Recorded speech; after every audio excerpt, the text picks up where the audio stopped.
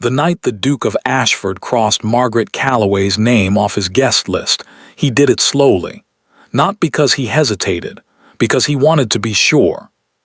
His secretary stood beside him with a fresh quill. His butler waited near the door. And Lady Vivienne Ashworth, the woman who would, in 6 weeks, become his Duchess, watched from the settee with a small, satisfied smile. Edmund Ashford drew the line through the name without looking up. "She won't be missed," Vivienne said softly. Edmund said nothing. He moved on to the next name. But his secretary noticed something. He never mentioned it to anyone, not for years. The Duke had crossed every other name with a single, clean stroke. Margaret Calloway's name had 3. The invitation had arrived on a Tuesday. Margaret Calloway found it on the narrow table by the door of her rented rooms in Marylebone, tucked between a grocer's bill and a letter she already knew she couldn't afford to answer. The envelope was cream-colored, thick, expensive. Her name was written on the front in a hand she didn't recognize. She almost didn't open it. She had learned over the past 3 years in London that expensive envelopes rarely contained good news for women in her position. They contained expectations, conditions, the quiet assumption that gratitude was owed, but she opened it. Inside was a single card, no crest, no formal address, just 11 words in a clean, unhurried script. "You are expected at Ashford House. Friday evening. Wear something they'll remember." No signature. Margaret read it twice.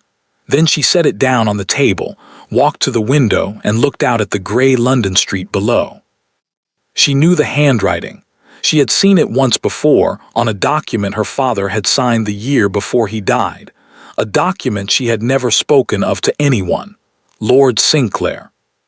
She had met him exactly once, at her father's solicitor's office, 3 weeks after the funeral, when she had gone alone to understand the full scale of what had been left behind. The debts, the entailments, the quiet, devastating arithmetic of a noble family that had spent a century pretending it wasn't sinking. Sinclair had been there by coincidence, or so she had thought at the time. He was not what she expected.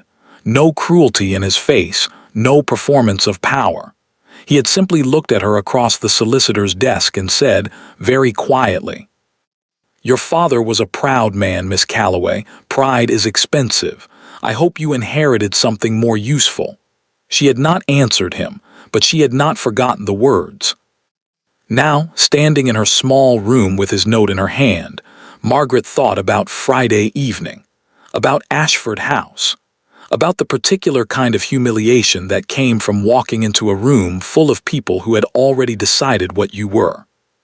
She knew about the guest list.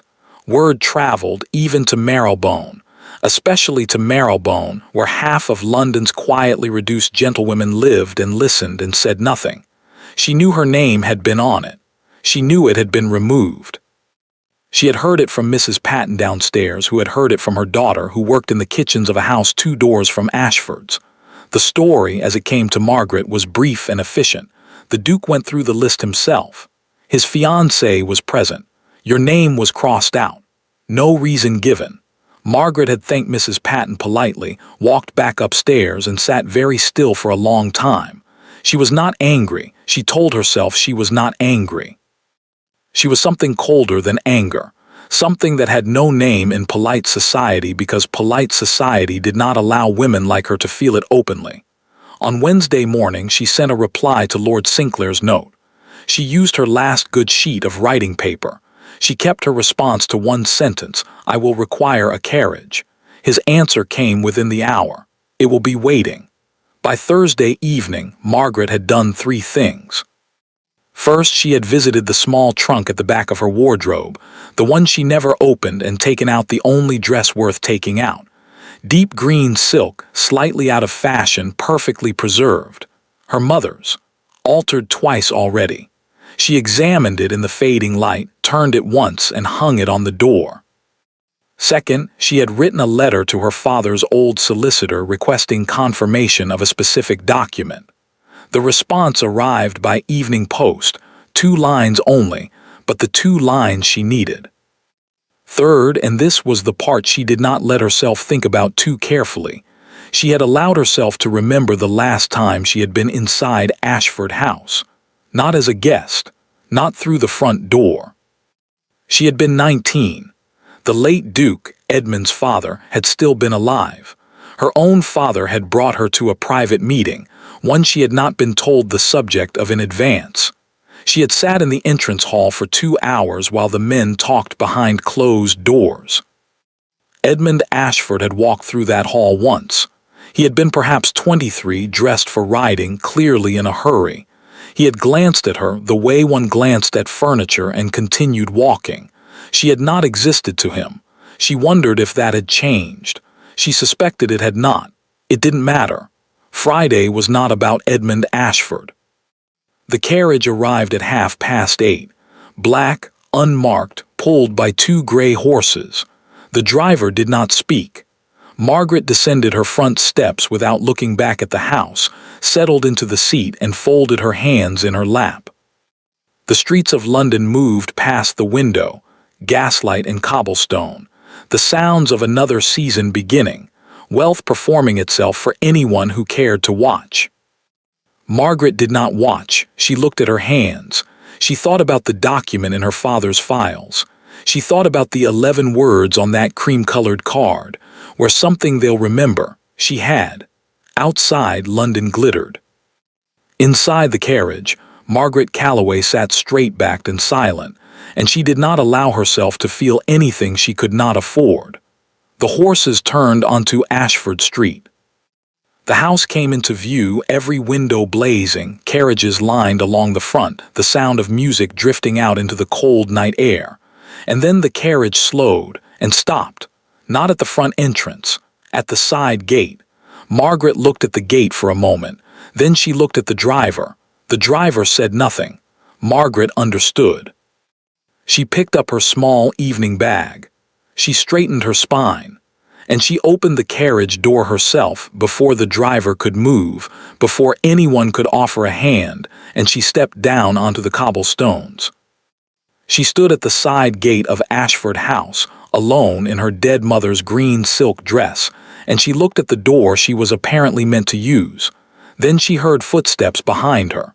She turned. Lord Sinclair stood at the edge of the pavement in full evening dress, his silver-topped cane in one hand, watching her with an expression she couldn't quite read. "I thought the carriage was taking me to the front entrance," she said. Her voice was perfectly even. "It was," Sinclair said. "The driver made an error." He said it in a tone that suggested the driver had made no error at all. He offered her his arm. "Shall we correct it?" he said. Margaret looked at him for a long moment. She thought about the document, about her father's signature, about 3 years of expensive envelopes and quiet humiliations, and the particular arithmetic of a woman who had nothing left to lose. She took his arm.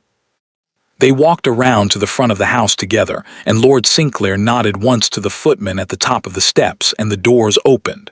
The music was louder now. The light was warm and gold. And as they crossed the threshold, Sinclair leaned slightly toward her and said, very quietly, "He's standing to the left of the fireplace. He's been watching the door for the last 20 minutes. I don't think he knows why." Margaret did not look left. She smiled very slightly at nothing in particular and walked into the room. The room did not go silent all at once. That was not how it worked in places like this. Silence in a ballroom was never sudden. It moved like a wave, from one cluster of people to the next, carried by eyes and elbows and the small, sharp intake of breath that meant look. It started near the door. A young woman in pale yellow stopped mid-sentence. Her companion turned. Then the couple beside them. Then the group near the refreshment table, who craned their necks with considerably less subtlety than they imagined. By the time Margaret and Lord Sinclair had taken 6 steps into the room, approximately 40 people had stopped talking. Margaret kept walking. She had learned at 19, sitting in the entrance hall of this very house, that the most dangerous thing a woman in her position could do was let a room know it had affected her. A room like this fed on uncertainty. On the flicker of the eye, the tightening of the jaw, the almost imperceptible hesitation in the step. She gave them nothing. She walked as her mother had taught her, shoulders back, chin level, as though the floor beneath her feet had been placed there specifically for her convenience. Beside her, Sinclair moved with the unhurried ease of a man who had never once in his life worried about a room's opinion of him. This was, Margaret reflected, one of the great advantages of being the man who held half of London's debt. She felt Edmund before she saw him. Not in any romantic sense, nothing so soft as that. It was simpler, the particular quality of a stare that does not look away when it should. She had felt it from across rooms before. She had felt it from men who wanted things from her, and men who wanted things for her, and men who simply could not reconcile what they were seeing with what they had previously decided. She did not turn left. Not yet. Lord Sinclair. The voice came from her right, Lady Hardcastle, 70 if she was a day, magnificent in purple, with the sharp, bright eyes of a woman who had been collecting other people's secrets since before most of the room was born. Sinclair stopped, bowed. Lady Hardcastle. He gestured toward Margaret with the quiet formality of a man presenting something valuable. May I introduce Lady Margaret Calloway, daughter of the late Earl of Kilmore. The title landed in the air between them like a stone dropped into still water. Lady, not Miss, not the Calloway girl, not the Irish woman with the reduced circumstances and the rented rooms in Marylebone. Lady Margaret Calloway. Lady Hardcastle's eyes moved to Margaret with an expression that was not quite surprise, more the satisfaction of a woman whose instincts had just been confirmed. Kilmore's daughter, she said. I knew your grandmother, remarkable woman, terrifying actually. She extended her hand. You have her eyes. So I've been told, Margaret said. I've always considered it a compliment. Lady Hardcastle laughed, a real laugh, not a polite one. As you should. She held Margaret's gaze for a moment. Welcome to Ashford House, my dear. I suspect the evening is about to become considerably more interesting. She moved away into the crowd with the serenity of someone who had just lit a match and was looking forward to watching from a safe distance. It was the title that did it. Margaret understood this. Names were one thing. Names could be dismissed, reduced, crossed off lists without ceremony. But a title spoken clearly in public by Lord Sinclair was a different matter entirely. A title had weight. A title had history. A title meant that someone somewhere had done their research. The whispers began almost immediately. She heard fragments as she and Sinclair moved through the room. Kilmore's daughter thought the line had died out Irish, yes, but the earldom goes back to, Sinclair brought her, did you see, wonder if the Duke knows. She kept her face pleasant and her eyes moving, pausing when Sinclair stopped to speak, responding when she was spoken to, performing the ancient and exhausting theater of a woman who is perfectly comfortable when she is not comfortable at all. And then she heard it. Not a whisper, a voice. Low, controlled, with the particular flatness of someone choosing their words very carefully. Miss Calloway, she turned. Lady Vivienne Ashworth was, objectively, one of the most beautiful women in the room. Margaret had known this already, London had been saying so for 2 seasons, but knowing it and seeing it were different things. Vivienne was tall, fair, dressed in ivory and diamonds, and she moved through a crowd the way certain women learn to move, as though everyone else had arranged themselves decoratively around her. She had used the wrong title deliberately. Margaret noted this without expression. Lady Vivienne, Margaret said. Something flickered in Vivienne's eyes, gone before it fully arrived. What a surprise! Vivienne's smile was warm, practiced, and about as genuine as a promissory note. I don't believe you received an invitation. I arrived with Lord Sinclair, Margaret said simply.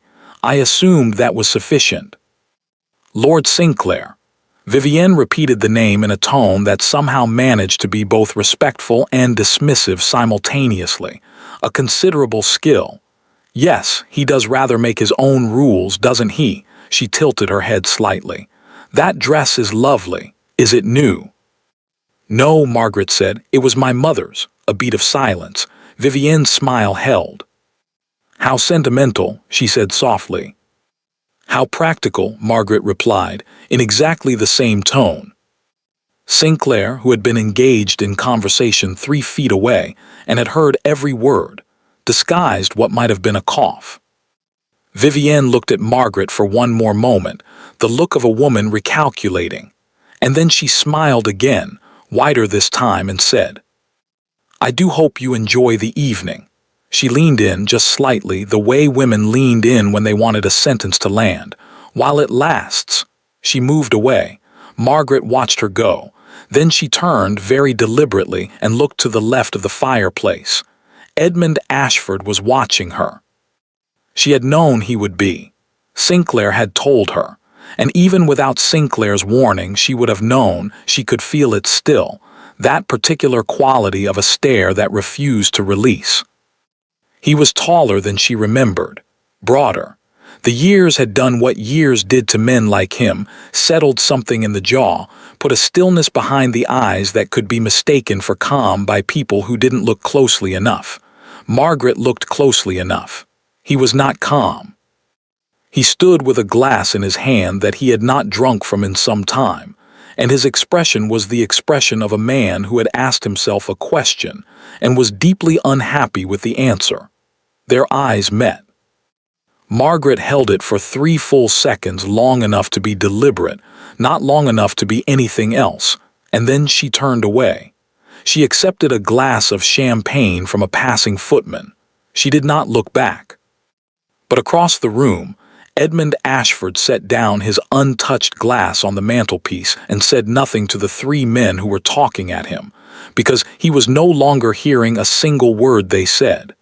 He was thinking about a name on a list, a name he had crossed out.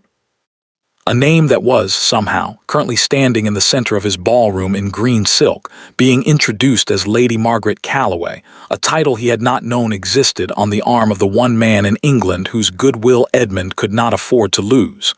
He was thinking about the way she had looked at him. 3 seconds, perfectly steady. And then nothing, as though he were furniture. Edmund Ashford had not been looked at like furniture since he was a boy. He found, to his considerable irritation, that he could not stop thinking about it. Across the room, Sinclair appeared at Margaret's shoulder. "Well," he said quietly, watching the crowd with the expression of a man reviewing a chess board, "that went rather better than expected." "Vivienne threatened me within 4 minutes of my arrival," Margaret said. "As I said," Sinclair lifted his own glass, "better than expected." Margaret looked at him sideways. "You're enjoying this."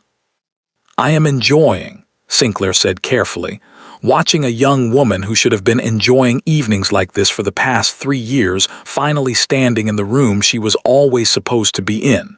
He paused. "Whether or not you enjoy it yourself is, of course, entirely up to you." Margaret was quiet for a moment. The music swelled. Couples moved toward the floor.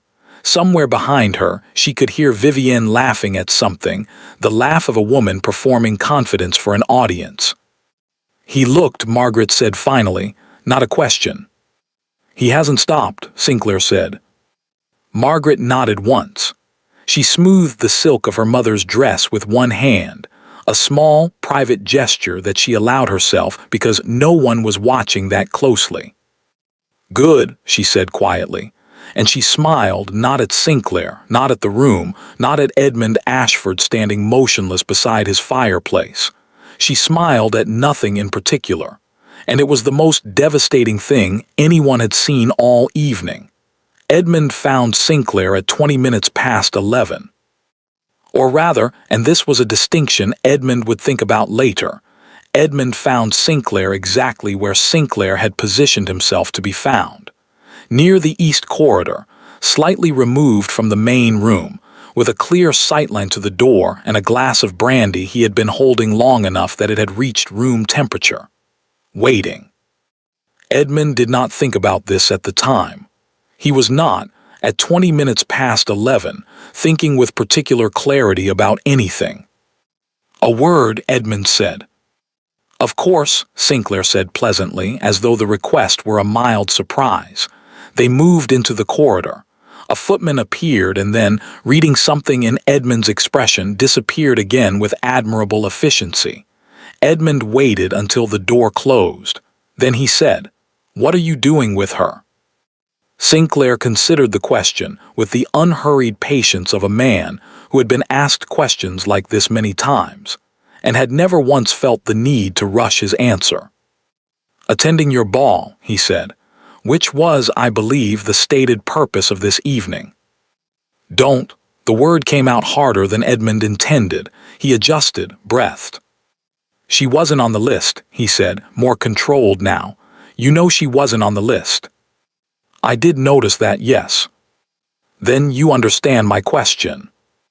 Sinclair looked at him for a moment. Something moved behind his eyes, not unkind, exactly, but precise. The look of a man measuring the distance between what someone was asking and what they actually wanted to know. He set down his brandy glass on the narrow side table beside him. Then he reached into the interior pocket of his evening coat. He produced an envelope, cream-colored, thick, sealed with no crest. He held it out to Edmund without theatrics, without preamble, with the simple directness of a man who had been waiting for the right moment for quite some time. Edmund took it. He opened it. Inside were 3 documents. The first was a promissory note. Edmund recognized the format immediately. He had grown up with them, had spent the first years of his dukedom learning, with increasing nausea, just how many of them existed with his family's name attached. This one bore his father's signature, dated 15 years ago. The sum written at the bottom was not small. The second document was a transfer of debt, formal, witnessed, legally unimpeachable. The original creditor, an Irish banking house Edmund barely recognized, transferring full ownership of the debt to a private individual. The name of that individual was Thomas Calloway, Earl of Kilmore. Edmund stared at it. The third document was a second transfer, dated 4 years after the first. Thomas Calloway, in deteriorating health, transferring the debt, along with a small number of other assets, into trust. For his daughter, for Lady Margaret Calloway. Edmund read it twice. Then he looked up. Sinclair was watching him with the expression of a man who had already had all the reactions Edmund was currently having some time ago, and had arrived at a kind of settled peace about it. "How long?" Edmund said. His voice was very quiet. "Her father acquired it 11 years ago," Sinclair said. "She's held it personally for 4 years. "Yes." Edmund looked back down at the documents. 4 years. While he had been managing the dukedom, negotiating the estate's finances, reassuring creditors, planning a strategically sensible marriage to a woman with the right connections and the right family and absolutely nothing else of interest. For 4 years, the instrument that could have reduced him to nothing had been sitting in the hands of a woman living in rented rooms in Marylebone, who had never used it, who had never, as far as he could determine, mentioned it to a single person, who had come tonight, to his ball, on Sinclair's arm in her dead mother's dress, and stood in the center of his ballroom and looked at him like he was furniture. "Why?" Edmund said. It was not entirely clear which question he was asking. Sinclair seemed to understand anyway. "I don't know," he said, with the first note of genuine honesty Edmund had heard from him all evening. "I've asked myself the same question. She had every reason to use it. 3 years ago, 2 years ago, the timing would have been advantageous. The estate was in a more precarious position then." He paused. "She didn't. She must want something." "Everyone wants something," Sinclair said. "That doesn't tell you very much." Edmund looked at him sharply. Sinclair picked up his brandy glass again, looked into it, set it back down. "I acquired the debt from her 6 months ago," he said. "She came to me. She wanted it out of her hands." He glanced at Edmund sideways. She said, and I'm recalling this as precisely as I can, that she had no interest in holding something over a man who had never done her a deliberate kindness. She said it made her feel, he paused, as though selecting the word carefully, small. The corridor was very quiet. Outside, through the closed doors, the music continued. Someone laughed. A woman's voice, bright and carrying, Vivienne, Edmund thought, without looking. He folded the documents back into the envelope. "I'd like to keep these," he said. "They're yours," Sinclair said. "They were always going to be yours. I was simply waiting for the right evening to give them to you." Edmund looked at him. "Why tonight?" Sinclair smiled, not unkindly. "Because tonight," he said, "you crossed her name off a list, in front of witnesses, and I thought," he lifted the glass, finally drank from it, "that you ought to know, before the evening was out, exactly whose name you crossed off." Edmund stood in the corridor for a long time after Sinclair returned to the ballroom. He stood with the envelope in his hand and thought about 15 years of his father's debt sitting quietly in the possession of a woman he had looked at like furniture.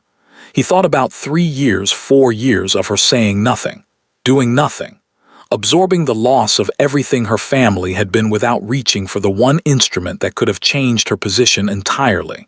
He thought about tonight, about the side gate, about the carriage driver who had made an error. He thought about her face when she walked into this room, the absolute, unassailable steadiness of it. And then, because he was, despite everything, an honest man in private if not always in public, he thought about the list. He thought about Vivienne's voice saying she won't be missed. He thought about his pen, about 3 lines instead of 1. He had told himself, drawing those lines, that it was practical, sensible. Margaret Calloway was a complication he didn't need, a connection to an old debt he preferred not to examine, a presence that made him feel things he had decided, at 31, he no longer had time to feel. He had told himself all of that, and then he had stood beside his fireplace for 20 minutes watching the door. Edmund put the envelope inside his own coat. He straightened, adjusted his cuffs, prepared his face into the expression he wore in public, the one that conveyed authority without inviting conversation. Then he walked back toward the ballroom. He did not have a plan. He was not a man who acted without plans. This bothered him considerably, and he set the feeling aside, because the alternative was to stand in the corridor until the ball ended and his guests began to wonder, and that was not an option. He pushed open the door. The room received him as it always did, a subtle reorganization of attention, the slight reorientation of bodies toward power, the particular awareness that moved through a room when its host returned to it. Edmund scanned the room. Vivienne was near the far windows, holding court with 3 women who were laughing at something with the slightly desperate energy of people trying to impress someone. Sinclair was speaking to Lord Harcastle near the entrance, and Margaret was not where she had been. Edmund looked left, right, through the groups of people, past the dancers, toward the refreshment table, toward the doors to the terrace. The terrace doors were slightly open. A thin line of cold air moved through them. Edmund crossed the room. He moved with the efficiency of a man who knew exactly where he was going, which was useful because he had no idea where he was going. He pushed open the terrace doors. She was standing at the far end of the stone terrace, her back to him, looking out over the dark garden below. The cold had put color in her neck, above the line of her dress. She had no wrap. She had not, he realized, brought one, or perhaps had not owned one worth bringing. She heard him. He knew she heard him. She went still in the specific way of someone who has recognized a footstep. She did not turn. "The Countess of Harcastle told me," she said to the garden, "that this terrace has the best view in Mayfair. I wanted to see if she was right." Edmund stopped a few feet behind her. He looked out at the same dark garden. He could see, if he was honest, very little the shapes of hedges, the faint gleam of a fountain, the distant lights of the next street. "Is she?" he said, a pause. "It's too dark to tell," Margaret said, but I appreciate the principle." Silence. Below them, somewhere in the garden, something rustled. A fox, probably. London was full of foxes. They had learned over the generations to move through the city as though they owned it. Edmund had always privately admired this. He reached into his coat. He held out the envelope. Margaret turned. She looked at the envelope, then at him.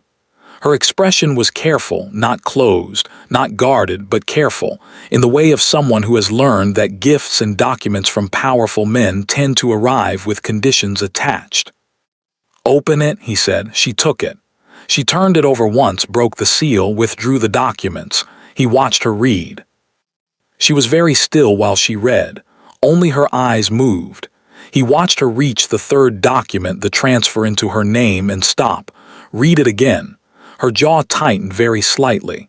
When she looked up, something had changed in her face. Not much, but enough. "You spoke to Sinclair," she said. "He spoke to me." She looked back down at the documents for a moment. Then, with a care that struck him as oddly moving, she folded them exactly as they had been and placed them back in the envelope. She held it out to him. "These are yours," she said. "They were yours," Edmund said. He did not take the envelope. "For 4 years." "Yes." "You never used them." "No," he looked at her. "Why not?" The question came out without the control he had intended. Too direct. Too much of the corridor still in it. The 20 minutes standing alone with the envelope and the uncomfortable arithmetic of what kind of man crossed a woman's name off a list. Margaret looked at him for a long moment. The cold moved between them. From inside, faintly, the music shifted, something slower now, something in a minor key. "Because it would have made me someone I didn't want to be," she said, simply, as though it were obvious. And then, before he could speak, before he could find a single word adequate to that answer, she placed the envelope on the stone balustrade between them, and she said, "You didn't cross out my name, Your Grace." She picked up her skirt slightly, enough to move. "You crossed out your own chance." She walked past him, back through the terrace doors, back into the light and the music and the warm, watchful room. Edmund stood at the balustrade. He looked at the envelope. Below him, in the dark garden, the fox moved through the hedges with the unhurried confidence of something that had learned, long ago, that this city belonged to whoever refused to be driven out of it. Edmund picked up the envelope. He put it back inside his coat, and he stood there in the cold for a long time, listening to the music change. The announcement was made at midnight. Edmund had not planned it for that evening. He had planned it for the following week. A dinner, smaller, more controlled. The kind of setting where announcements of this nature could be made with the appropriate degree of ceremony and the appropriate degree of witnesses. But Vivienne had found him at midnight, while he was still somewhere between the terrace and himself, and she had said, very quietly, with her hand on his arm and her eyes reading his face with the precision of a woman who had been watching him all evening, "Edmund now," and he had let her. That was the part he would return to later. Not what he said, not the room's response, not the faces of the guests arranged before him like a painting he hadn't commissioned. He would return to the letting, the particular passivity of a man who had made a decision by failing to unmake it. They stood together near the center of the room. Vivienne had positioned them expertly, near enough to the musicians that the announcement would carry, far enough from the doors that no one could slip away before hearing it. She knew how rooms worked. She had been studying them since childhood. Edmund looked out at the assembled faces. Lord and Lady Harcastle, 3 members of Parliament, 2 earls and a viscount who owed his father favors that had transferred, with the title to Edmund. A dozen women in silk and a dozen men in black. Faces he had known for years, faces that expected things from him, that had always expected things from him, that would continue expecting things regardless of what he said or didn't say or felt in private on a cold terrace at 11:20. He looked for Margaret. He found her near the left wall beside Sinclair. She was holding a glass she wasn't drinking from. Her face was composed. She was looking at him with the same expression she had worn all evening, steady, contained, giving nothing away. Except her hand around the glass was very still, too still. The stillness of effort. Edmund noticed this. He noticed it and he filed it away, and Vivienne's hand tightened on his arm. He began to speak. He said the things one said. He said them correctly, the right words in the right order with the right cadence, the words he had rehearsed in a different context, a different week, a different state of mind. He heard them come out of his own mouth with the faint surreal quality of listening to someone else. Honored, privileged, long admiration, family connection, confidence in the future. Vivienne beside him, radiant and still. The room approving and attentive. Edmund somewhere 3 steps behind his own face, thinking about an envelope in his coat pocket, and a woman who had held a weapon against him for 4 years and chosen, every single day, not to use it. The applause came. He received it, he smiled, or produced the thing that passed for a smile at events like this. Vivienne accepted congratulations with the grace of a woman arriving somewhere she had always been headed. Edmund shook hands. He nodded. He said the words people said back to him. And somewhere in the middle of it, he looked toward the left wall. Margaret was gone. She left without speaking to anyone. This was what Sinclair told him 3 days later when Edmund finally asked. She had watched the announcement. She had set down her glass carefully on a side table without a sound, and she had walked to the entrance hall, retrieved her wrap from the footman, and gone outside. Sinclair's carriage had been waiting. She had not sent for it. It had simply been there. "You told the driver to wait," Edmund said. "I had a feeling the evening might end early," Sinclair said. Edmund looked at him. "Did she say anything?" Sinclair was quiet for a moment. He had the expression of a man deciding how much of a thing to give.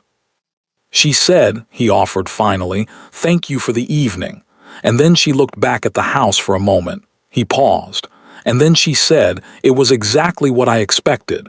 And she got into the carriage. Edmund received this information in silence. It was exactly what I expected. Not "I'm devastated," not "I'm angry," not the language of a woman who had hoped for something and been denied it. Exactly what I expected. Which meant she had known. She had walked into his ballroom knowing that he was going to make that announcement. She had dressed in her mother's silk and stood perfectly straight and looked at him across a room full of people, and she had known. And she had come anyway.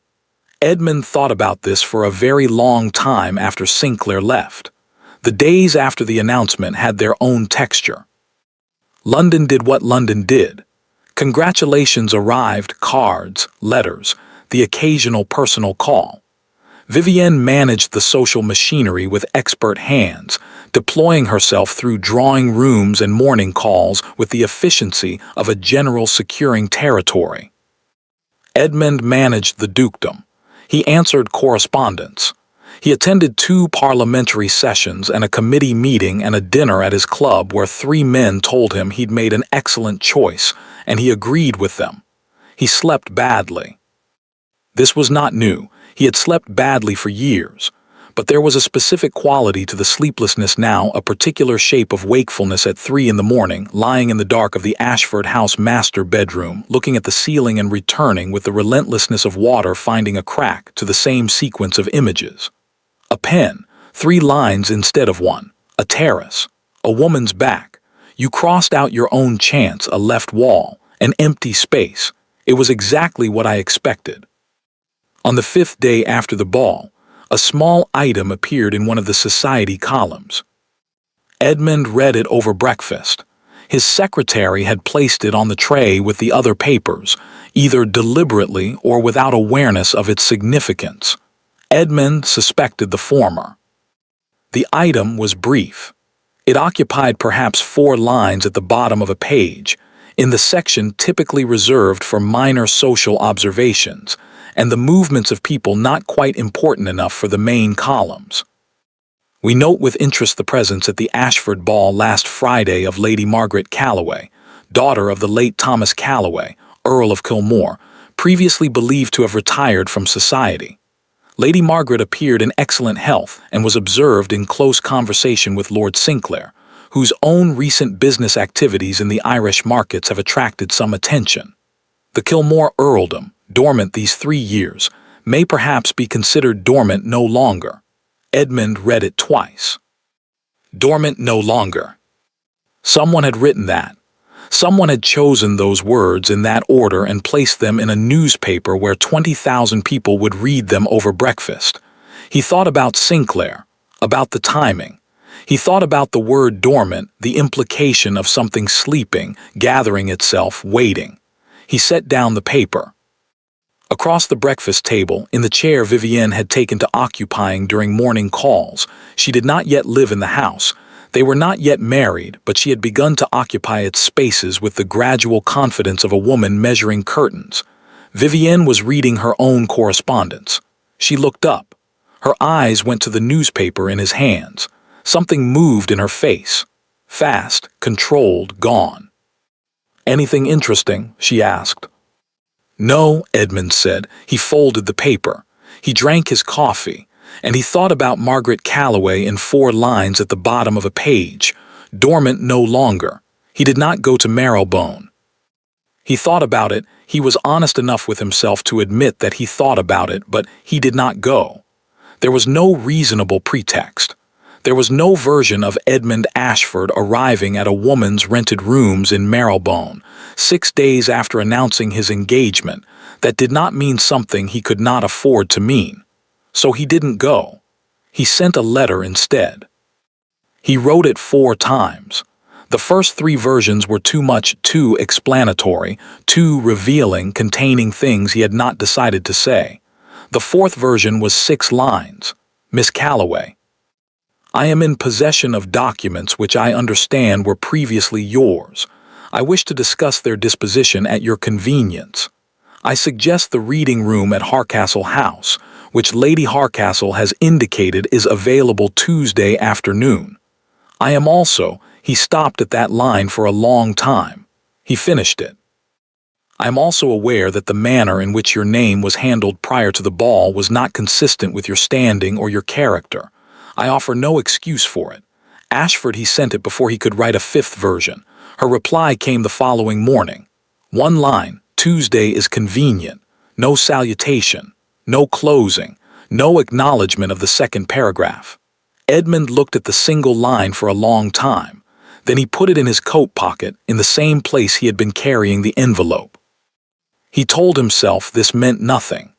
He told himself Tuesday was a practical meeting about documents, about the legal disposition of a debt, about the kind of administrative matter that arose when family finances had been complicated and required resolution. He told himself all of this with the conviction of a man who knows, with complete certainty, that he is lying to himself, and who has decided to continue anyway, because the alternative is to stand very still in a silent room and admit something he is not yet ready to admit. Tuesday morning, Vivienne came to Ashford House for a fitting consultation with the housekeeper. Something about the arrangements for the engagement dinner, fabrics and flowers, and the 1,000 details of a life being constructed around him. She found him in the study, standing at the window. "You haven't eaten," she observed. "I'm not hungry." She came to stand beside him. She looked out the same window, the garden, the gray November sky, the street below with its horses and its motion. "Edmund," she said. Her voice was different from its public register, lower, more real somehow. He was always slightly startled by it, the reminder that there was an actual person inside the performance. "Are you all right?" He considered the question with more honesty than he usually applied to it. "I'm fine," he said. Vivienne was quiet for a moment. "She's no one," she said then quietly. Not cruelly, simply as a statement of fact, the way one said it will rain or the roads are bad. Whatever Sinclair is doing, whatever she's doing, it doesn't change anything. We are where we are. Edmund looked at the garden. "I know," he said. Vivienne nodded once. She touched his arm briefly, her fingers light. Then she left to find the housekeeper. Edmund stood at the window. She's no one. He thought about 4 years of silence, about a weapon never used, about 3 lines of a pen and a woman who had said it made her feel small and who had come to his ball anyway, and who had walked back through the terrace doors with her skirts in her hands and her spine completely straight. She's no one. Edmund turned from the window. He sat at his desk. He looked at the letter in his hand, her single line, "Tuesday is convenient," and he held it until the paper was warm. Then he put it away, and he opened his correspondence, and he went back to being the Duke of Ashford. He was very good at it. He had been doing it his entire life. It had never felt, until recently, quite so much like work. The article appeared on a Wednesday. Not in the society columns this time. Not the 4 polite lines at the bottom of a page where minor observations went to be noticed by people who were already looking. This was different. Half a page, 3rd column, in a publication that specialized in the particular sport of destroying reputations, with the appearance of merely reporting facts. Edmund's secretary brought it to him without comment, which meant his secretary had read it and made a decision about his own continued employment. Edmund read it. Then he read it again. The piece was structured with care. That was the first thing he noticed, not the content, but the architecture of it. It moved in a specific sequence, building its case the way a barrister built a case. Methodically, each point supporting the next, nothing overtly false, everything arranged to produce a single, inevitable conclusion. It began with the Kilmore earldom. The history of the family, Irish. Yes, old money, yes, but money that had moved badly and landed badly and eventually stopped landing at all. The late Earl's debts. The dissolution of the estate. The daughter who had come to London 3 years ago with a title that was technically valid and a purse that was technically empty, and had inserted herself, the article implied, into circles that had been kind enough not to examine her credentials too closely.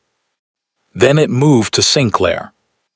The nature of their association was described with careful vagueness, the vagueness that was, in publications of this kind, more damaging than specificity.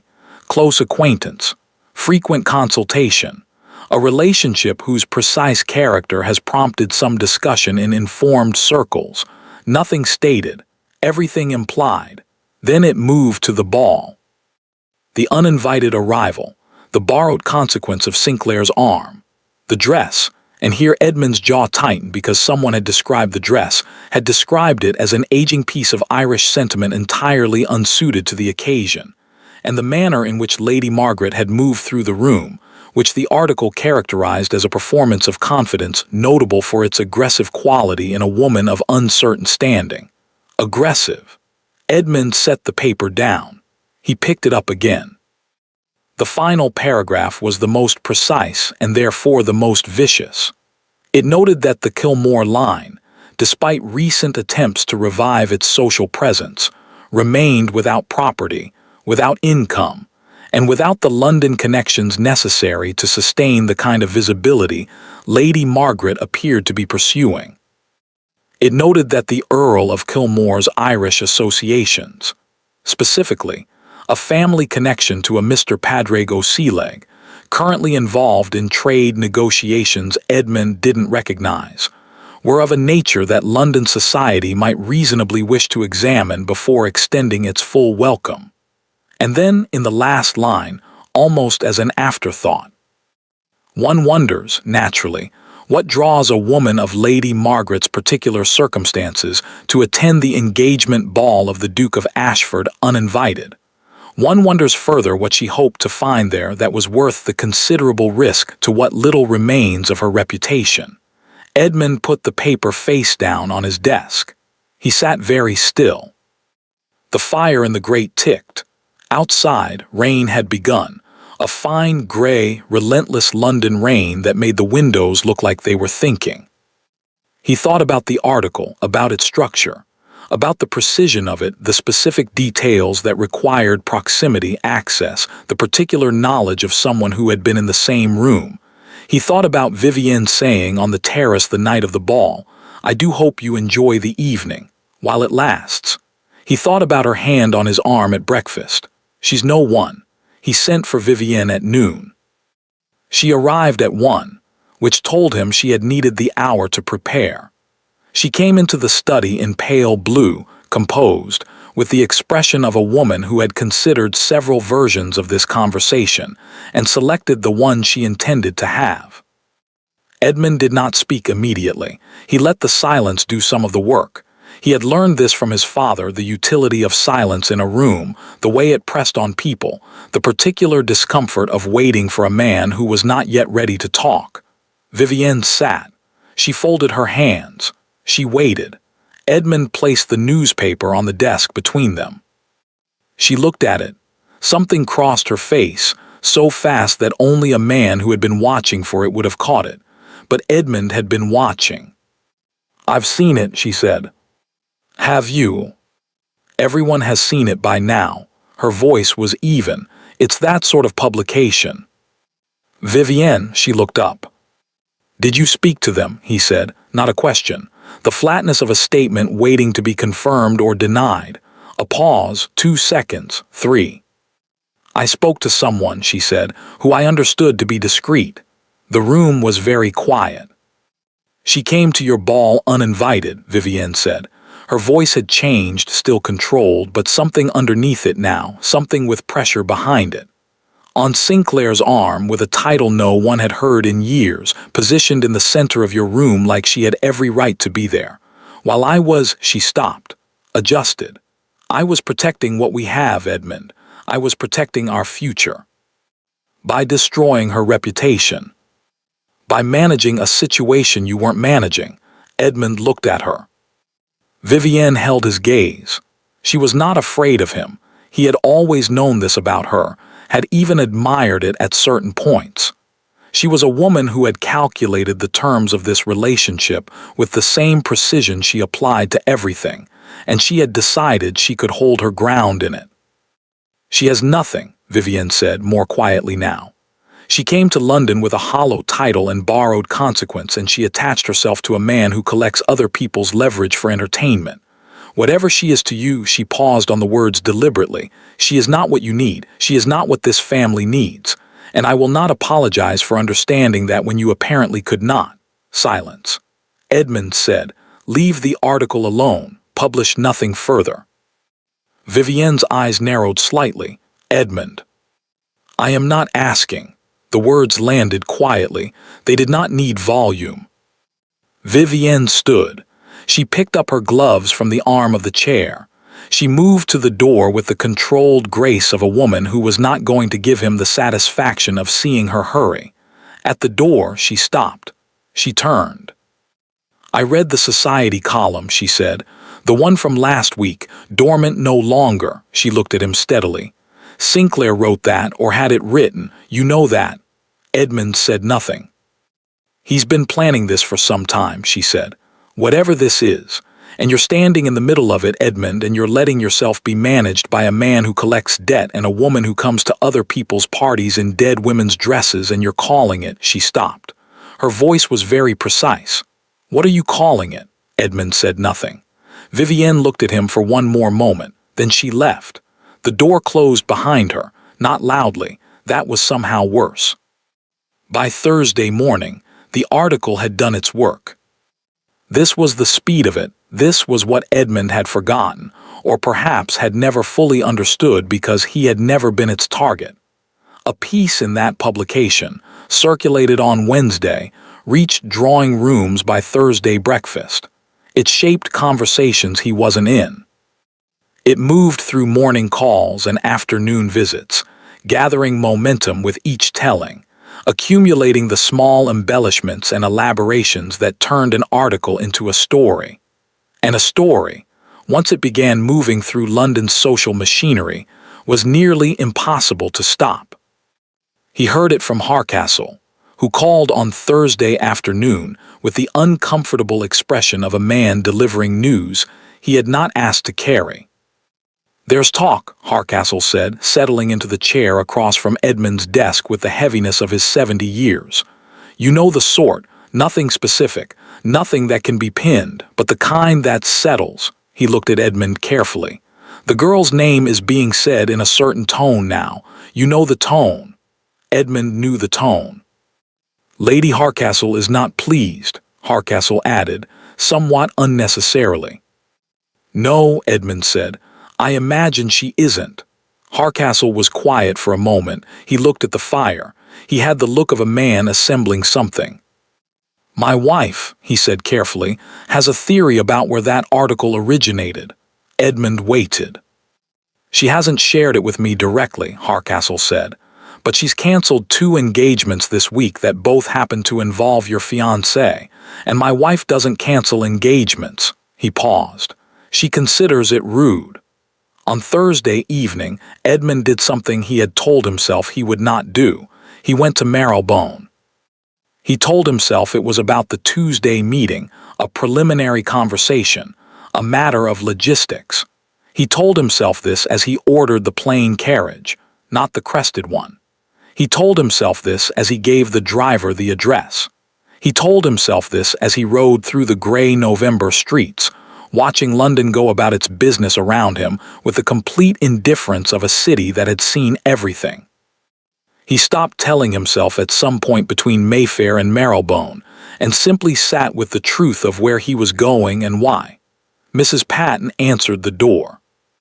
She was a small, round woman with extraordinarily alert eyes, and she looked at Edmund with the expression of a woman who knew exactly who he was, and had formed an opinion about him that she was not going to share unless pressed. The Duke of Ashford, he said. I'm here to call on Lady Margaret Calloway.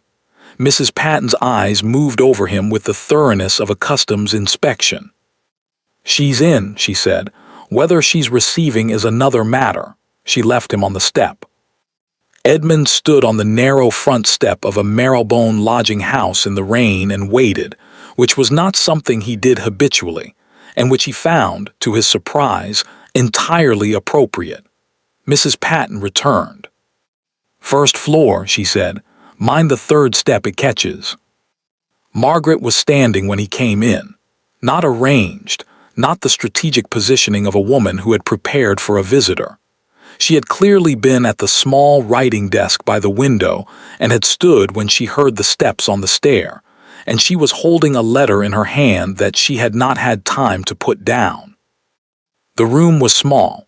Clean, precise, everything in it chosen carefully and maintained carefully, the room of a woman who had learned to treat limited resources as a discipline, a fire in the small grate, books on the shelf arranged by some system he couldn't immediately identify, a green shawl over the back of the chair. He recognized the green, the same shade as the dress. He looked at her. She looked at him. The letter in her hand, he could see now, was the newspaper article, or a copy of it.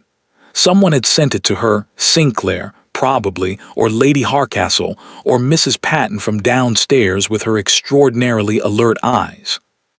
You've read it, he said. Yes. I didn't, he stopped. This was important to get right. It didn't come from me. Margaret looked at him steadily. I know, she said. He had expected something else.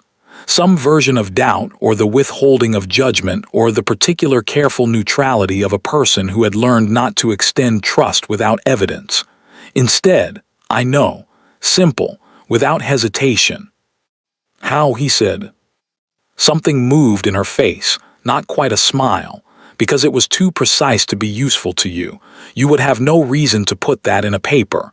What's in that article damages me, it doesn't help you. She set the letter down on the desk. It helps someone who considers me a threat, which means it was written by someone who is threatened. Edmund looked at her for a moment. She's going to deny it, he said.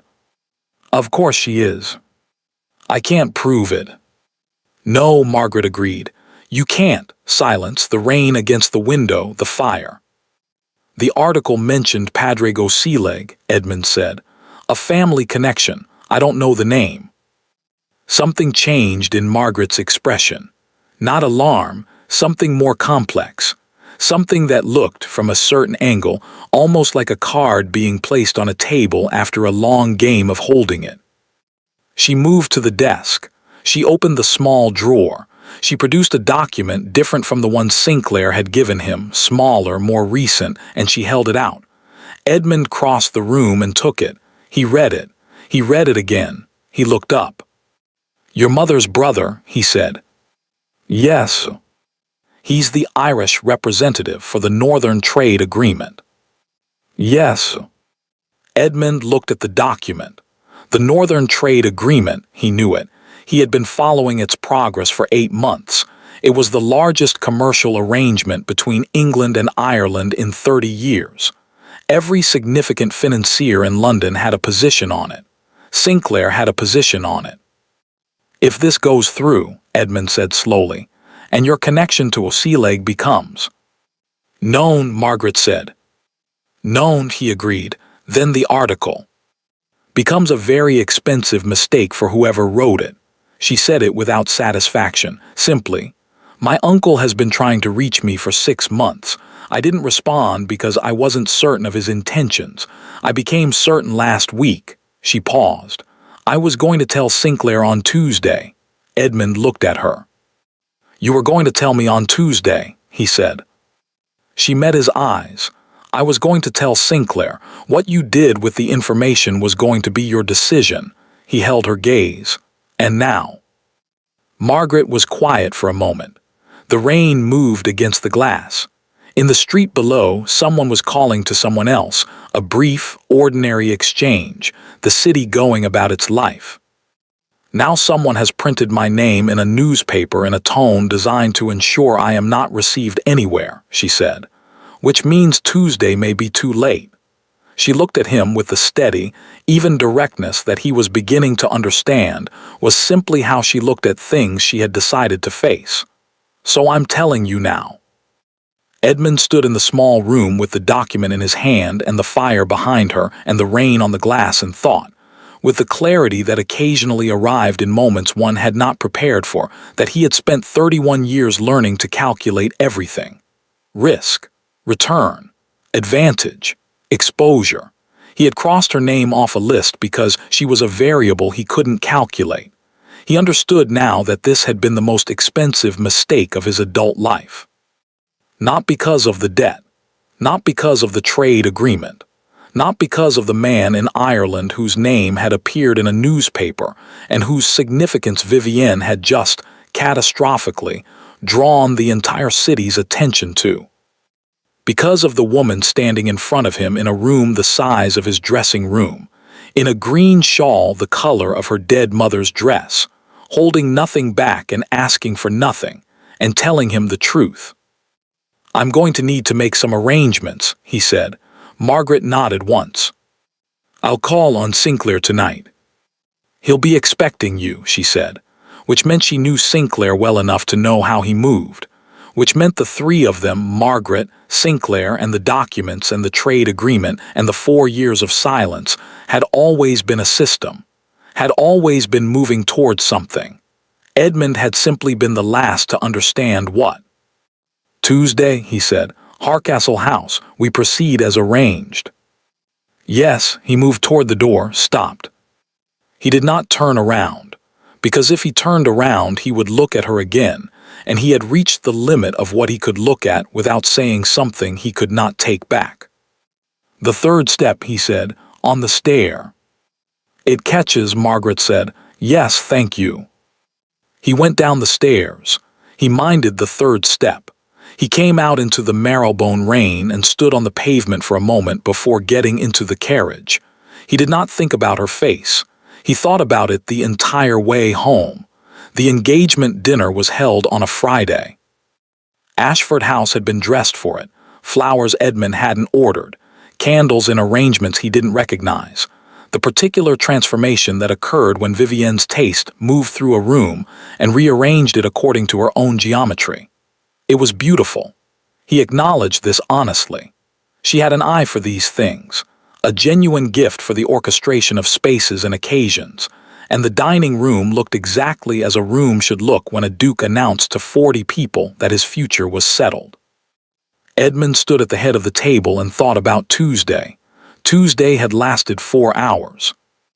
Lady Harcastle's reading room, a long, book-lined space on the second floor that smelled of old paper and deliberate privacy, had held 5 people: Edmund, Margaret, Sinclair, Harcastle himself, and a solicitor Sinclair had brought whose name Edmund had already forgotten and whose competence he had not.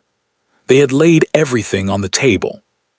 The debt documents, the trade agreement correspondence, the newspaper article and its traceable origins. Sinclair had traced them, with the efficiency of a man who had been anticipating the need to do so.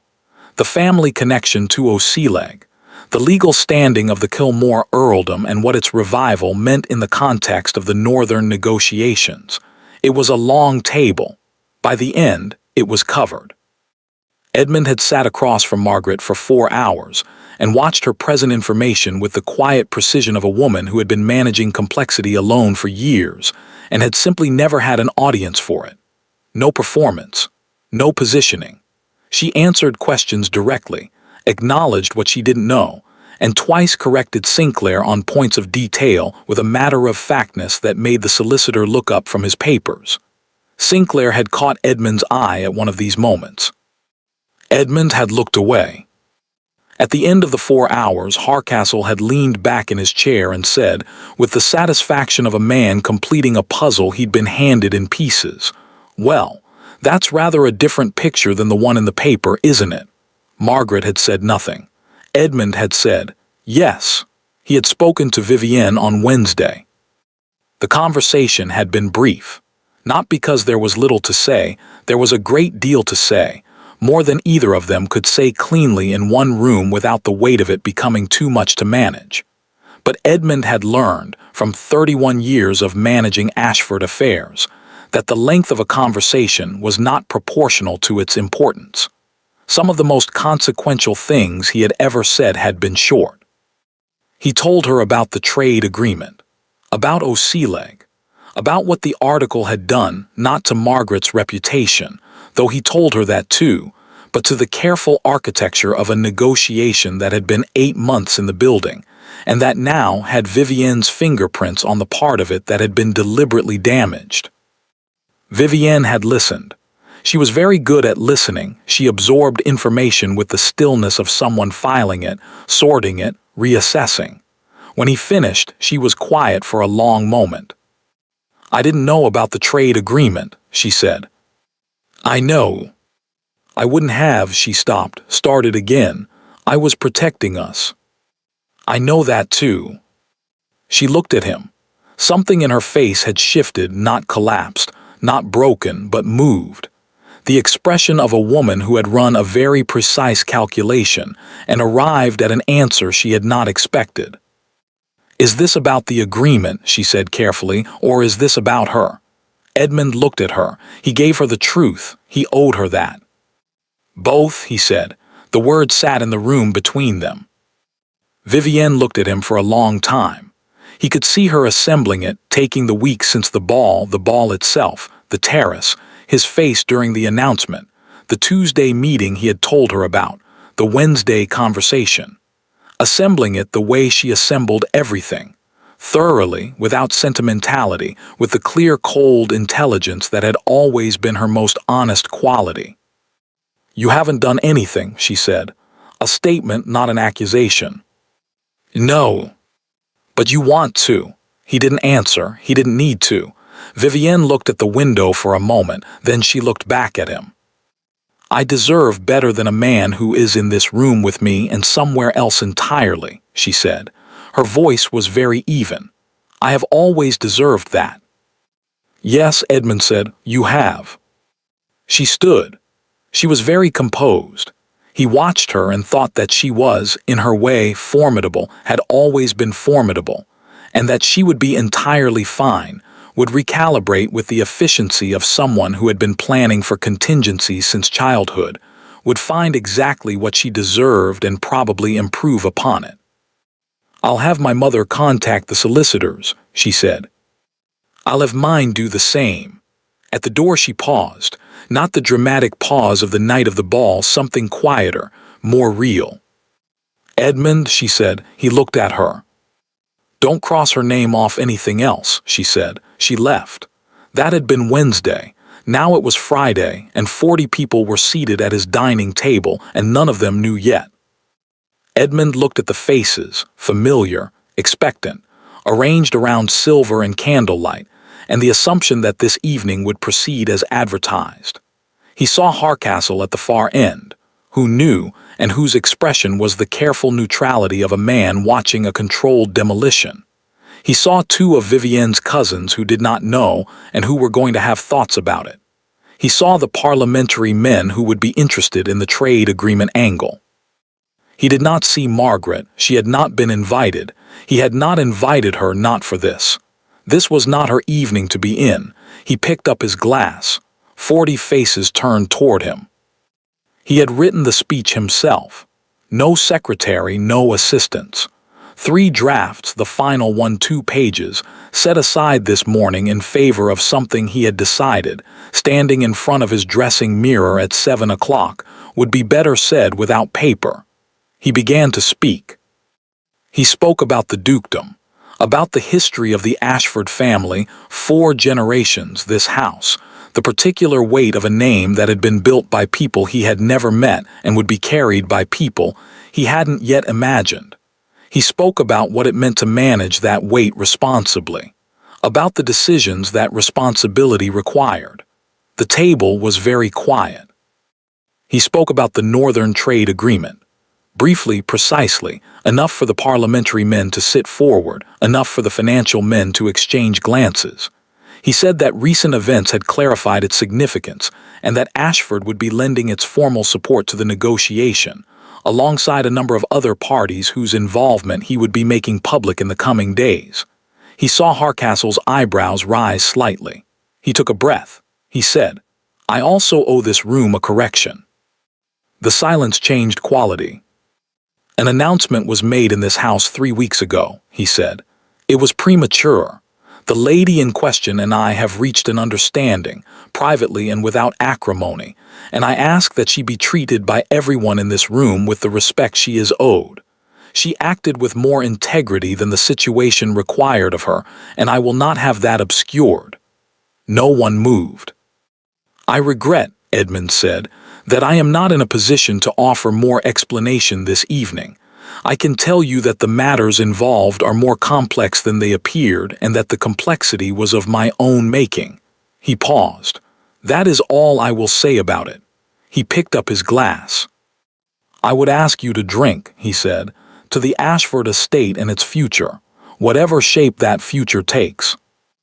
A beat of silence, the particular held breath of a room absorbing something, and then Hardcastle lifted his glass, and the rest of the table followed because 40 years of social training did not allow for any other response.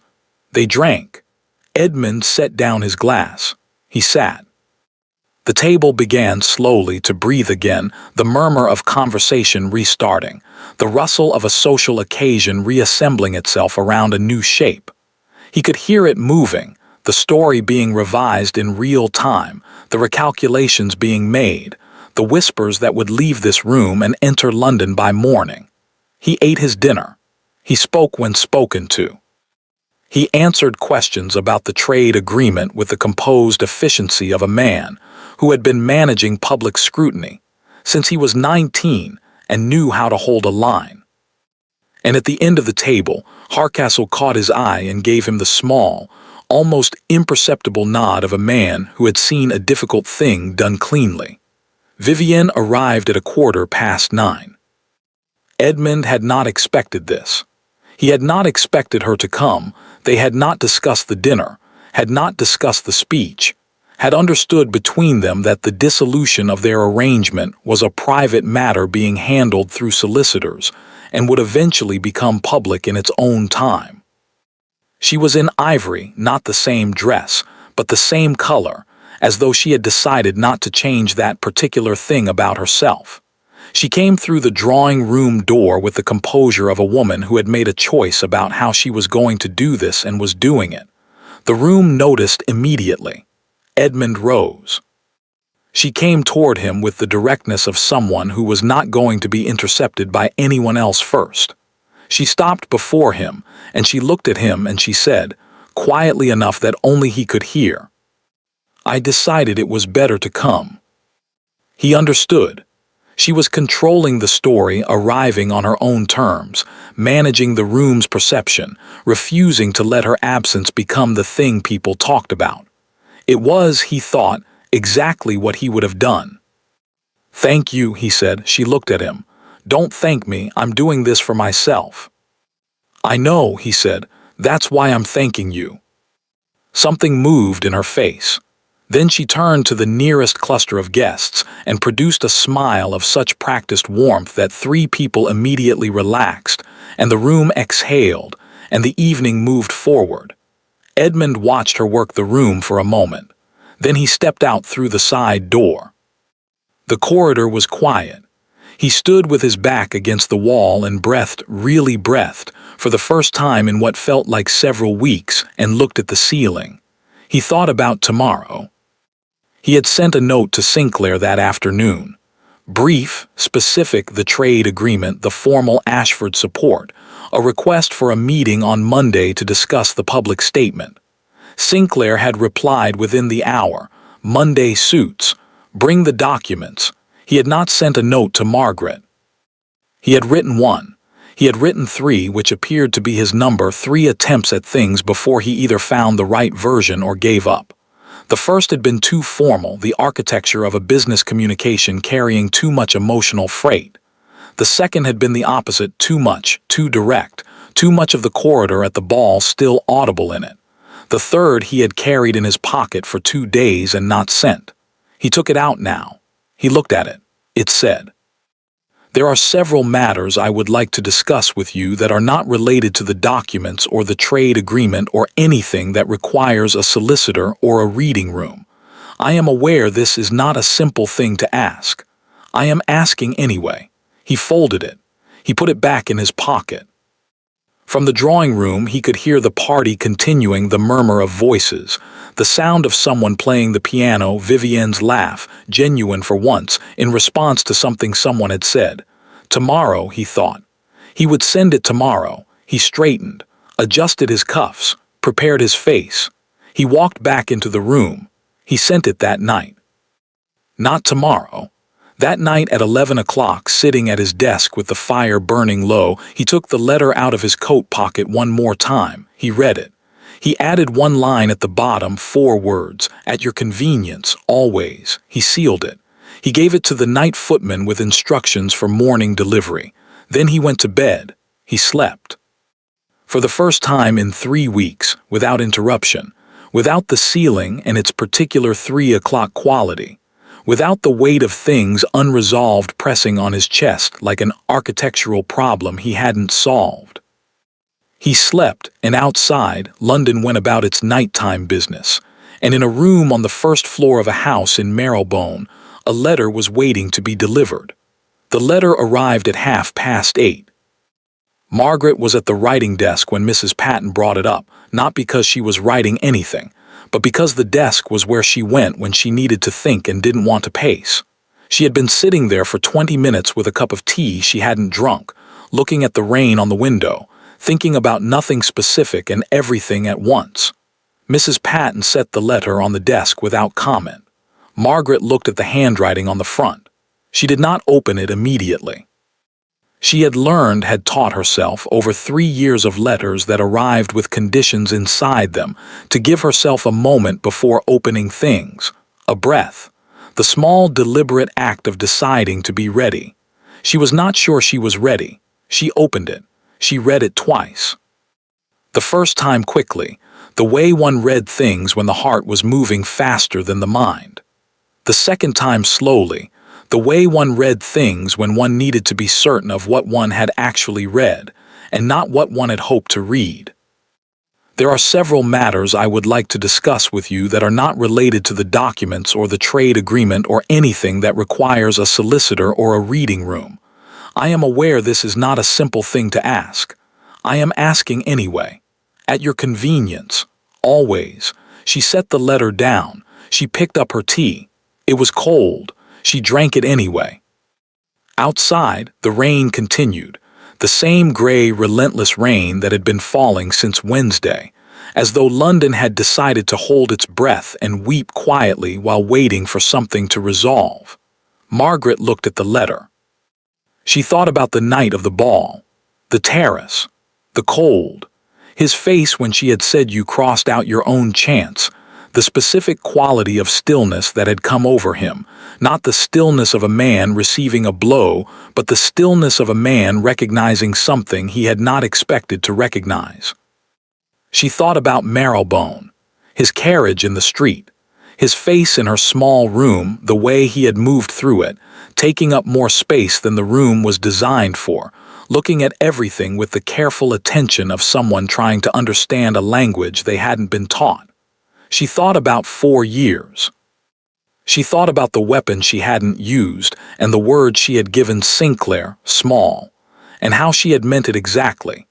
How the thought of using those documents against him had produced in her a feeling not of power, but of diminishment, as though the act of wielding them would have made her into something she didn't want to be. She had not held them for him. She was honest with herself about this. She had held them because releasing them, using them, would have required her to become someone capable of that kind of action, and she had enough to carry without adding that. But she had not used them, and he was here, and the letter said always. She picked up her pen. Her reply was 4 words. She had considered more, had written more twice before crossing it out. She had written a careful paragraph that said the things one said when one was being appropriately measured and not allowing hope to run ahead of evidence. She had written another version that was warmer and had frightened her slightly with its warmth, and so she had crossed that out too. 4 words. Come when you like. She sealed it. She gave it to Mrs. Patton. Then she went to the wardrobe. Not the trunk at the back, that was for occasions that required armor. She opened the main wardrobe and looked at what was there. 3 day dresses, 2 of them good, 1 of them better. A gray wool that her mother had always called the serious one. A soft blue that was perhaps too soft for what this morning felt like. She took out the gray wool. She dressed carefully. She did not look in the mirror more than once. He came at 10. She heard the carriage in the street, plain, not crested, the same one he had used in Marylebone, and then his step on the stair, and Mrs. Patton's voice below, and then the knock. She had been sitting in the chair by the fire. She stood. "Come in," she said. He looked different in daylight. This was the thing she noticed first, not what she had expected to notice, but the mind went where it went. She had seen him by candlelight, by ballroom light, by the cold blue light of a terrace at night. In the gray November morning light of her small room, he looked less arranged, more real. The lines of his face were clearer, the tiredness in them, the slight hollowness around the eyes that suggested the sleeplessness he would never mention. He was not wearing the dukedom. That was the only way she could think to describe it. He was dressed for it correctly, completely, every detail right, but he was not performing it. Not here. There was no audience. He looked at her. She looked at him. Neither of them said anything for a moment. "The 3rd step," he said finally. "You minded it," she said. "I did." Something loosened slightly in the room. He did not sit immediately. He stood for a moment near the door with his hat in his hands. She noticed he had not handed it to Mrs. Patton, had carried it himself, which was either an oversight or a choice, and he looked at the room the way he had looked at it in Marylebone, carefully, as though reading it. His eyes went to the bookshelf, to the writing desk with its single sheet of paper, to the green shawl over the back of the chair, then to her. "You replied very quickly," he said. "You wrote very clearly," she said. He looked at her. Something moved in his face, not quite a smile, but adjacent to one. The expression of a man who had said a thing and had it understood exactly as he meant it, which was apparently not something he experienced often enough to take for granted. He sat. She sat. The fire was low but warm. Outside, the rain had softened to a mist. "I should tell you," he said, "about the dinner." "I heard," she said. He looked at her. "From Sinclair." "From Mrs. Patton, who heard it from her daughter who works in the kitchens of a house 2 doors from mine," he finished. Margaret looked at him. You knew that. I know it now, he said, which meant he had thought about it, had worked backward through the chain of information and found Mrs. Patton at the end of it and understood that this house, this street, this small and careful life in Marrowbone had had its own intelligence network monitoring his for some time. He did not seem discomfited by this. He seemed, if anything, to find it appropriate. There are things I want to say, he said. He had put his hat on the side table. He was looking at the fire. I've written several versions of them and they were all wrong. Margaret waited. The list, he said. I want to address the list. You don't have to. I do, quiet final. I want to, she waited. I crossed your name off because you made me uncomfortable, he said. That is the honest reason, not a calculated insult, not strategy. I looked at the list, I saw your name, and I felt something I had decided I wasn't going to feel, and I crossed it out. He paused. It was the action of a coward. Margaret looked at him. I've been calling it practical, he said.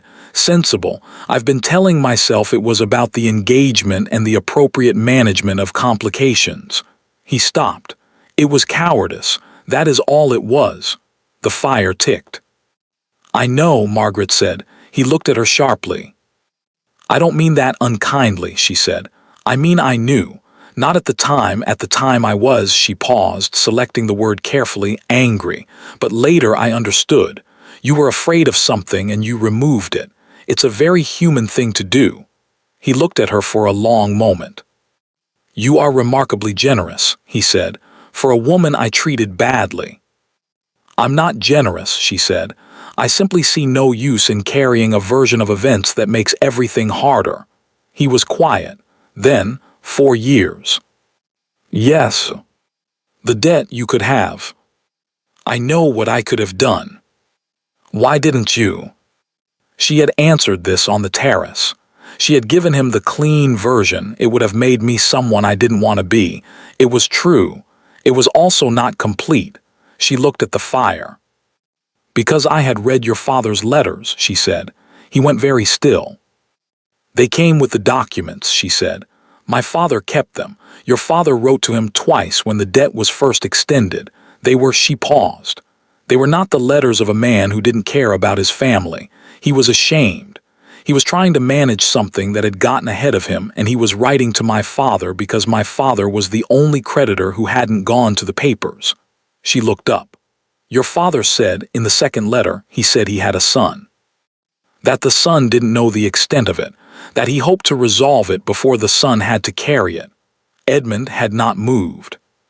He didn't resolve it, Margaret said. And the son carried it. And when I understood that you had spent years managing something you'd been handed without choosing it, she stopped. I couldn't use it. It would have been like punishing you for your father's shame, and you had enough to carry. The room was very quiet. Edmund looked at her for a long time. Something in his face was moving, not on the surface underneath, the way things moved in people when they had been holding something for years and were only now, in a small room on a November morning, allowing it to shift. He did not speak for a moment. Then he said, very quietly, My father would have liked you. Margaret felt something catch in her throat. She did not let it show. She was very practiced at not letting things show. He sounds, she said, like he was a better man than he gave himself credit for. Yes, Edmund said, he was. They sat for a while without speaking. This was its own thing, the silence between them, which had been charged and careful in every previous room, and was here in the morning light with the rain on the glass, simply quiet. The silence of two people who had said the difficult things and were sitting with them. Margaret refilled the tea from the small pot on the hearth. She handed him a cup. He took it without comment, which she found she liked, the absence of the performance of gratitude, the simple receiving of a thing offered. They drank their tea. Outside, the mist had thickened slightly. London moved through it, the sounds of it, horses and voices and the distant roll of wheels. with the indifference of a city that had no particular investment in what happened in first-floor rooms in Marylebone. Monday, Edmund said. The meeting with Sinclair about the trade agreement. Yes. I'd like you to be there. She looked at him. It's your agreement to support. It's your family connection that makes it viable, he said, and you've been managing this longer than any of us. He looked at her steadily. You should be in the room. Margaret considered this. Sinclair will want a formal arrangement, she said. If I'm in the room, there has to be a basis for it, a legal standing.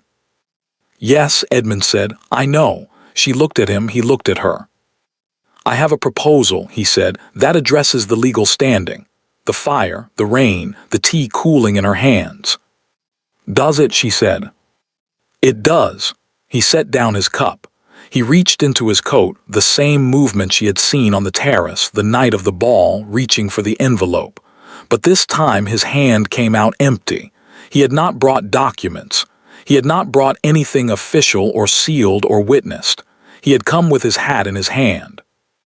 I am aware, he said, that I have given you very little reason to trust my judgment. I am aware that I have managed most of this badly. I am aware that you have been, throughout, considerably more composed and considerably more decent than the situation required. He paused. I'm aware that walking into a room and making a proposal without a solicitor present and without prior arrangement and without anything except, he stopped. Without anything except the intention behind it is not how these things are done. No, Margaret agreed, it isn't. I find I don't care how these things are done. She looked at him, he looked at her. I would like to write your name back, he said. On any list, every list, whatever list matters, I would like your name on it, correctly, permanently. He held her gaze. If you would allow me. The fire shifted. A log settling, the sound of something finding its resting place. Margaret looked at Edmund Ashford, at the tiredness in his face and the steadiness in his eyes, and the hat on the table beside him and the absence of documents, the deliberate absence of anything that could be called strategy or calculation or the appropriate management of complications. She thought about the terrace, the envelope, the 3 lines instead of 1. She thought about 4 years of silence and 1 morning of rain and a cup of tea that had gone cold and been drunk anyway. She thought about a door. She put down her cup. She stood. She crossed the small room 4 steps, 5, and she opened the door to the narrow landing and she held it open and she looked at him. He looked at the open door. Then he looked at her. There's a better room downstairs, she said. Larger, Mrs. Patton won't interrupt us there. She paused. If you'd like to continue the conversation. Edmund Ashford stood. He picked up his hat. He looked at her, really looked at her, the way she had looked at him across the ballroom, 3 seconds, steady, deliberate, and then he set the hat back down on the table. He wouldn't need it, not for a while. He walked to the door. He walked through it. Margaret pulled it closed behind them both, and they went downstairs together, and Mrs. Patton, who was not listening from the kitchen, heard nothing and saw nothing, and went to put the kettle on for the 2nd time that morning with the expression of a woman who had formed an opinion several weeks ago and was deeply satisfied to find it confirmed. They said the Duke of Ashford had lost his mind. He had dissolved a perfectly suitable engagement, supported an Irish trade agreement that half of Parliament thought was premature, and married a woman with rented rooms in Marylebone and an earldom nobody could spell. They said it at breakfast. They said it at their clubs. They said it in drawing rooms with the particular relish of people discussing someone else's apparent madness from a safe distance. They were still saying it 6 months later, at the first dinner the new Duchess of Ashford hosted at Ashford House, 40 guests, the same room, the same candles, a guest list that had been written by one hand and crossed through by none. Lady Harcastle arrived early. She always arrived early to things she considered important. She found the Duchess in the hallway, directing a footman with the quiet efficiency of a woman entirely at home in a house that had recently decided to become hers. The green silk was not in evidence. Something better had replaced it, deep blue, perfectly fitted, chosen rather than inherited. Though the green Lady Hardcastle would later tell anyone who asked, had been magnificent. "You look well," Lady Hardcastle said. "I am well," said the Duchess, simply, as though it were obvious. Edmund appeared from the study, not the arranged entrance of a host receiving guests, just a man walking through his own house toward his wife. He stopped beside her. His hand found the small of her back without ceremony, without performance, the way hands moved when they had learned where they belonged. Lady Hardcastle observed this. She accepted a glass of champagne from a passing footman. Across London, in a publication that specialized in the destruction of reputations, someone was writing a correction. It was not gracious. Corrections of that kind never were. But it was thorough, and it was public, and it used the words Lady Margaret, Duchess of Ashford 4 times in 3 paragraphs. Vivienne read it over breakfast in her new house in Chelsea, which she had furnished herself, entirely to her own taste, without consulting anyone. She read it once. She set it down. She poured her tea. She was, by all accounts, doing extremely well. In the study at Ashford House, in a frame above the fireplace, hung a single sheet of paper. A guest list. One name crossed out 3 lines, not one, and then below it in different ink, written over and over in the same handwriting until the page had no room left. Margaret. Margaret, Margaret, Margaret, Margaret. Nobody asked about it. Those who noticed understood. Those who didn't were not the ones it was meant for. Thank you for listening all the way to the end. Let me know in the comments which city you're watching from and share your thoughts about the story. I read every single one. And if you enjoyed this, don't forget to subscribe for more stories like this.